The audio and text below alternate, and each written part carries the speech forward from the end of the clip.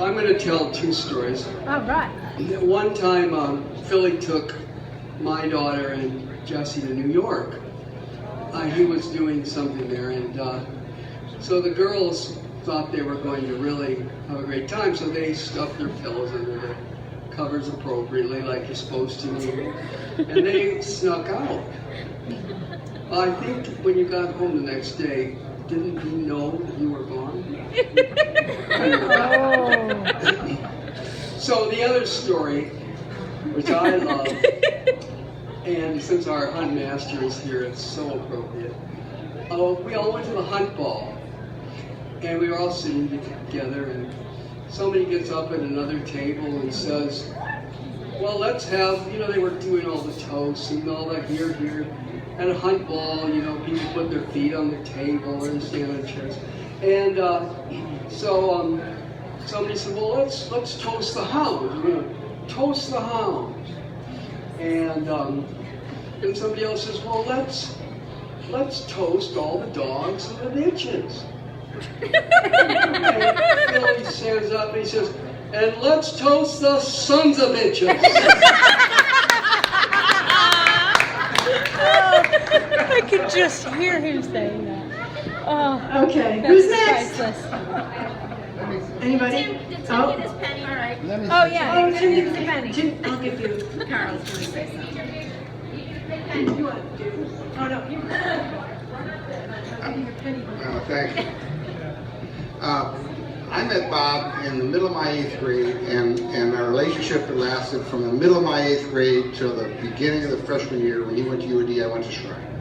And he left an indelible mark that plastic surgeons couldn't remove. But what I want to talk about is the Filiatrault family. And they were the most eclectic and crazy people, French people that I first come in contact with. And they were wonderful.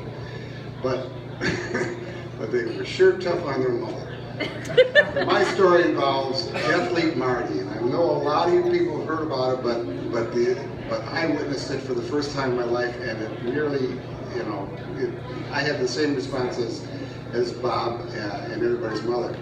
And Marty happened to be at this time maybe 2 years old, and I'm over there for breakfast one day because I used to hitchhike over to his place, and we go swimming all day and hang out with Buzz Greeley and all the people over there on what street was it? Standish Court? No, this was over by Kirk of the Hills. Oh, yes, Standish Court. Standish Court, yeah, that's right. So at any rate, I'm there for breakfast, and Mrs. Filiatroult's preparing food, and there's kids running around, and then someone says, Deathly Marty. And Marty's eyes open wide, and he says, yeah, this is going to be great.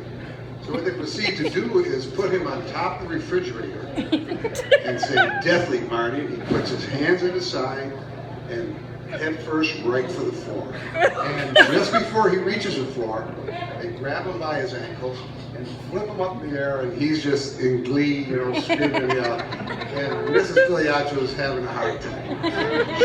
She put down her pell-mell and everything.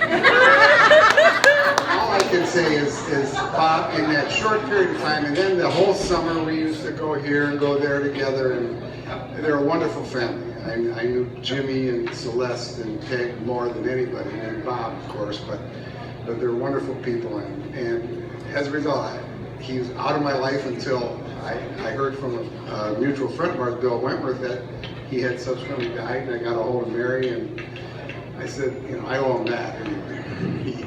So you're wonderful people. You should be very proud of him. He's a great guy. He's a great guy. And as I said, he left a mark on me.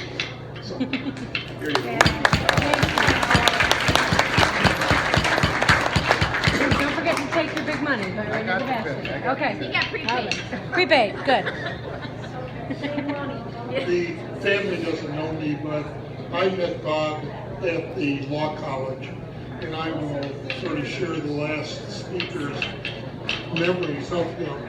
For all of his cynicism, perhaps his light-hearted nature, his jokester nature, when you would see him with the law students, it was like a mother hen.